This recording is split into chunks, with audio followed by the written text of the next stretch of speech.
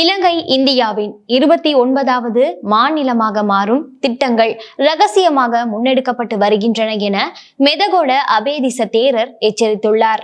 கொழும்பில் நடைபெற்ற நிகழ்வில் பேசிய இவர், இதை ஏற்றுக்கொண்டால் வடக்கு மற்றும் கிழக்கு மாகாணங்கள் ஆசியாவின் இஸ்ரேலாக மாறும் நிலை ஏற்படக்கூடும் எனவும் குறிப்பிட்டுள்ளார். சுற்றுலாத்துறையை அபிவிருத்தி செய்வதற்காக இலங்கையில் இந்தியா 11 ராமர் கோயில்களை நிர்மாணிப்பதாக குறிப்பிடுகின்றது.